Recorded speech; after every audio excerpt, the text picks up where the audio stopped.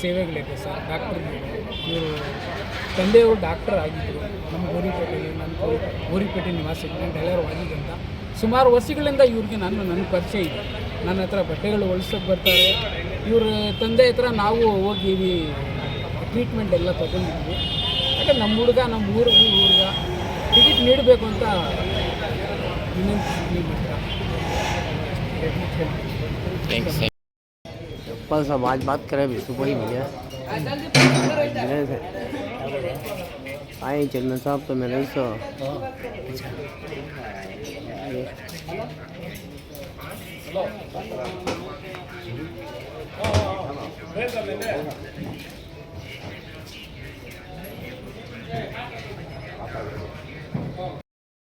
ಸೇವೆಗಳಿದೆ sir. ಇವರು ತಂದೆಯವರು doctor ಆಗಿದ್ದರು.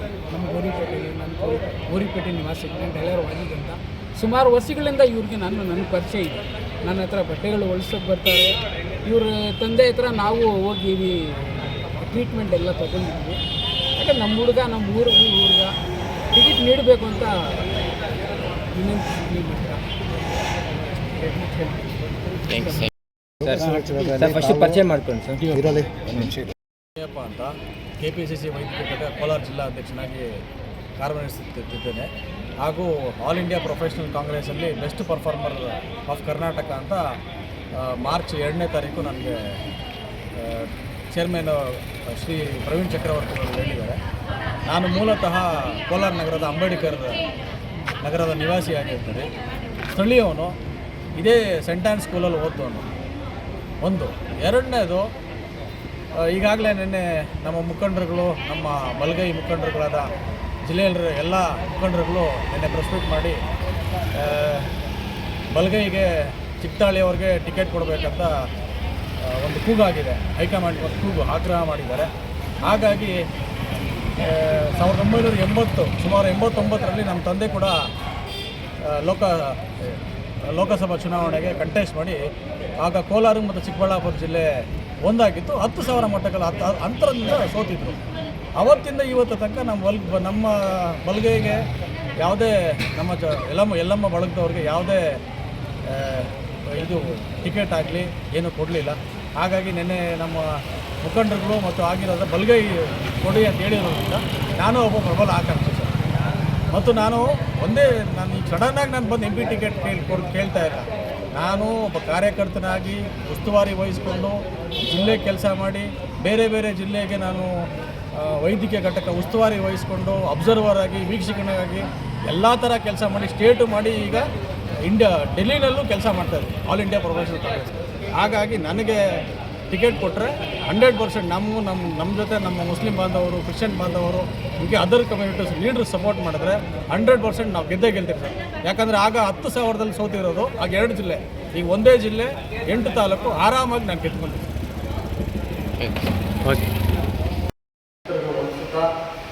ನನ್ನ ಹೆಸರು ಡಾಕ್ಟರ್ ರೋಹಿತ್ ಮುನಿಯಪ್ಪ, ಕೋಲಾರ ಜಿಲ್ಲೆಯ ವೈದ್ಯಕೀಯ ಘಟಕ ಜಿಲ್ಲಾ ಅಧ್ಯಕ್ಷನಾಗಿ ಕೆಲಸ ಮಾಡುತ್ತಿದ್ದೇನೆ. ಹಾಗೂ all India professional Congress member ಸಹ ಆಗಿ ಕೆಲಸ ನಿರ್ವಹಿಸುತ್ತಿದ್ದೇನೆ. ಮತ್ತು ನಾನು ಇದೇ ಕೋಲಾರ ಜಿಲ್ಲೆ ಕೋಲಾರ ನಗರ ಅಂಬೇಡ್ಕರ್ ನಗರ ವಾಸಿಯಾಗಿದ್ದು, ನಾನು ದಿವಂಗತ ಡಾಕ್ಟರ್ ವಿ ಮುನಿಯಪ್ಪನವರ ಪ್ರಪ್ರಥಮ ಬಾರಿ ಮಾಜಿ ಉಪಾಧ್ಯಕ್ಷರಾದ ಡಾಕ್ಟರ್ ವಿ ಮುನಿಯಪ್ಪನವರ ಹಿರಿಯ ಮಗನಾಗಿರುತ್ತೇನೆ. ಈಗ ಇವತ್ತಿನ ಪತ್ರಿಕಾಗೋಷ್ಠಿಯ ಮುಖ್ಯ ವಿಷಯ ಏನಂದರೆ, ಈಗ 2024ರ ಲೋಕಸಭಾ ಚುನಾವಣೆ ಸಮೀಪ ಆಗಿರೋದ್ರಿಂದ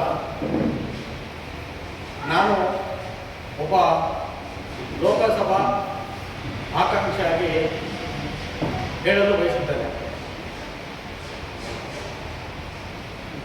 ಈಗಾಗಲೇ ನಾನು ಕಾರ್ಯಕರ್ತನಾಗಿ ಸುಮಾರು ವರ್ಷಗಳಿಂದ ಕೆಲಸ ಮಾಡುತ್ತಾ ಇದೇ ಕೋಲಾರ ಜಿಲ್ಲೆಯಲ್ಲಿ ಕೋವಿಡ್ ಸಮಯದಲ್ಲಿ ನಾನು ಎಲ್ಲ ತಾಲೂಕುಗಳಿಗೆ ಉಸ್ತುವಾರಿಯಾಗಿ ಕೆಲಸ ಕೂಡ ನಿರ್ವಹಿಸುತ್ತಿದ್ದು ಯಶಸ್ವಿಯಾಗಿ ಕೆಲಸ ಮಾಡಿರುತ್ತೇನೆ. ತದನಂತರ ನಾನು ಕೋಲಾರ ಜಿಲ್ಲೆಯಲ್ಲಿ ವೈದ್ಯಕೀಯ ಘಟಕ ಅಧ್ಯಕ್ಷನಾಗಿ ಕೂಡ ನನ್ನ ಮಾಜಿ ಮುಖ್ಯಮಂತ್ರಿಗಳು ಮಾನ್ಯ ಉಪಮುಖ್ಯಮಂತ್ರಿಯಾದ ಡಿ ಕೆ ಶಿವಕುಮಾರ್ ಸಾಹೇಬರು ನನ್ನ ಜಿಲ್ಲಾಧ್ಯಕ್ಷನಾಗಿ ಕೂಡ ಮಾಡಿ ನಾನು ತುಂಬ ಕೋವಿಡ್ ಟೈಮಲ್ಲಿ ನನ್ನ ಸ್ವಂತ ಟ್ರಸ್ಟ್ ವತಿಯಿಂದ ಆ್ಯಂಬ್ಯುಲೆನ್ಸ್ ಸೇವೆ ಕೂಡ ಮಾಡಿರ್ತೇನೆ. ಹಾಗೂ ಮುಖ್ಯವಾಗಿ ನಾನೊಂದು ಪೈಲಟ್ ಪ್ರಾಜೆಕ್ಟ್ ಮಾಡಿರ್ತೇನೆ ಈ ಕೋಲಾರ ಜಿಲ್ಲೆಗೆ. ಅದೇನೆಂದರೆ ಒಂದು JCB ಮತ್ತು ಒಂದು ಆ್ಯಂಬ್ಯುಲೆನ್ಸ್ ಕೊಡುಗೆಯಾಗಿ ನೀಡಿರುತ್ತೇನೆ. JCB ಏನಕ್ಕೆ ಅಂದರೆ ಮಾನ್ಯ ಗೌರವಾನ್ವಿತ ಅಂತ್ಯ ಸಂಸ್ಕಾರಕ್ಕೆ JCB ಆ ಕೋವಿಡ್ ಸಮಯದಲ್ಲಿ ಎಲ್ಲ ಪೇಷಂಟ್ಸ್ನ ಮುಖದ ಭಯ ಬಿಟ್ಟರು. ಹಾಗಾಗಿ ಆ ಪ್ರಾಜೆಕ್ಟನ್ನು ಮಾಡಿ ನಾನು ಕೆಲಸವನ್ನು ಯಶಸ್ವಿಗೊಳಿಸಿರ್ತೇನೆ.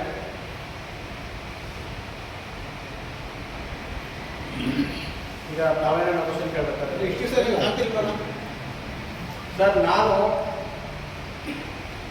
ಮಾಡೋ ನಾನು ಎಲ್ಲವರೆಗೆ ಕೈಯಾಗಿದ್ದೇವೆ. ಇಲ್ಲಿ ಹೋರಾಟ ಪ್ರತಿಭಟನೆ ಯಾವುದೂ ನೀವು ಮುಖ ನೋಡಿಲ್ಲ ಸರ್. ಈಗ ಜಿಲ್ಲಾ ಕಾಂಗ್ರೆಸ್ ಸಮಿತಿಯಲ್ಲಿ ಡಾಕ್ಟರ್ಸ್ ಎಲ್ಲರದ್ದು ಒಂದು part of district Congress committee.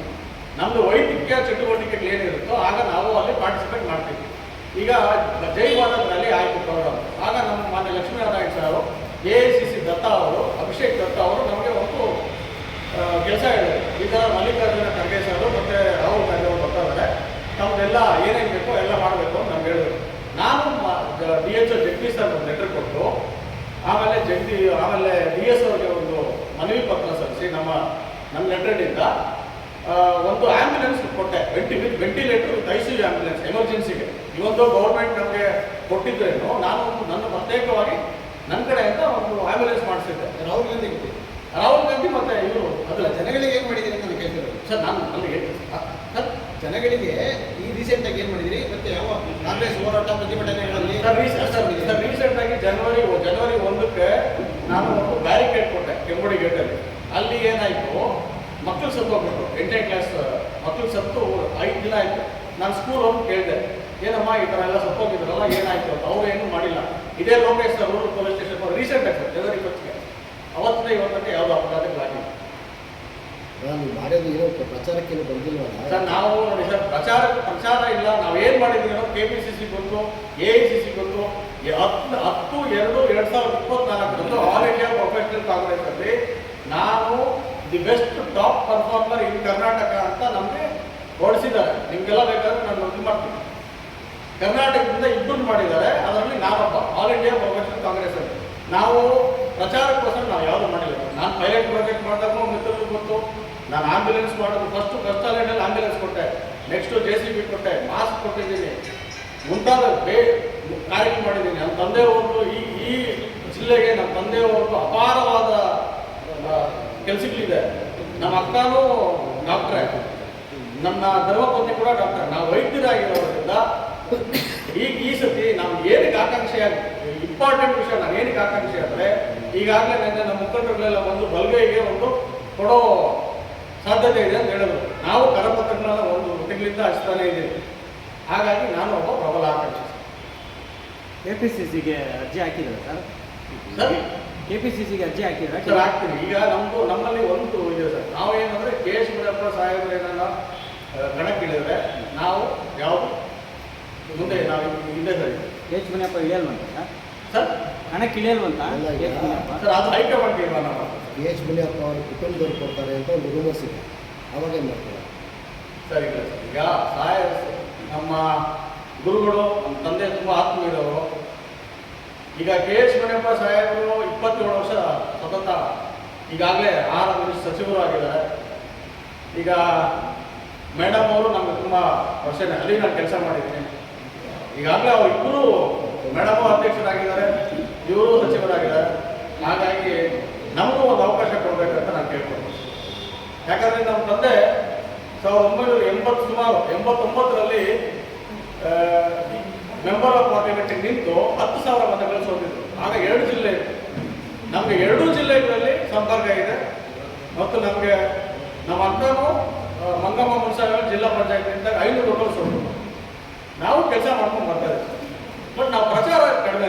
ನಮ್ದು ಏನಂದ್ರೆ ನಮಗೆ ಪ್ರಚಾರ ಬೇಕಾಗಿಲ್ಲ. ಬಲ್ಗೈ ಕೊಡ್ತಾರೆ ಅಂತ ಗ್ಯಾರಂಟಿ ಇಲ್ಲ ಸರಿ. ಈಗಾಗಲೇ ನಾವು ಕರಪತ್ರದಲ್ಲಿ ನಾವು ಮೆನ್ಷನ್ ಮಾಡಿದ್ದೀವಿ ಸರ್. ಈಗಾಗಲೇ ನಾವು 3ರಿಂದ 4ರಿಂದ 5 ಲಕ್ಷ ಇದ್ದೀರಿ ಏನು ಸರ್? 4ರಿಂದ 5 ಲಕ್ಷ ನಾವು ಇರುವುದರಿಂದ ನಮಗೆ ಕೊಟ್ಟರೆ ನಮ್ಮ ಮಿತ್ರರು ವಾಜಿದ್ ಭಾಯ್ ಆಗಿರ್ಬೋದು, ಮತ್ತು ಗೋಪಾಲಣ್ಣ, ಮತ್ತು ಸೈಯದ್ ಇವರೆಲ್ಲ ನಮಗೆ ಸಪೋರ್ಟ್, ಇವರು ಸಪೋರ್ಟ್ ಮಾಡಿ ಮಿಕ್ಕಿದ ನಮ್ಮ ಕಾಂಗ್ರೆಸ್ ಮುಖಂಡರೆಲ್ಲ ಸಪೋರ್ಟ್ ಮಾಡಿದ್ರೆ 100% ಗೆಲ್ತೀವಿ ಸರ್. ಆಮೇಲೆ ನಮ್ಮ ಹೈಕಮಾಂಡಲ್ಲಿ ಈಗ ಹೊಸ ಫೇಸ್ ಬೇಕು, ಯೂಸ್ ಬೇಕು ಅಂತ ಹೇಳ್ತಾರೆ. ನೀವು ಆಕಾಂಕ್ಷಿ ಅಂತೀರ, ನಿಮ್ಮ ಪಕ್ಕದ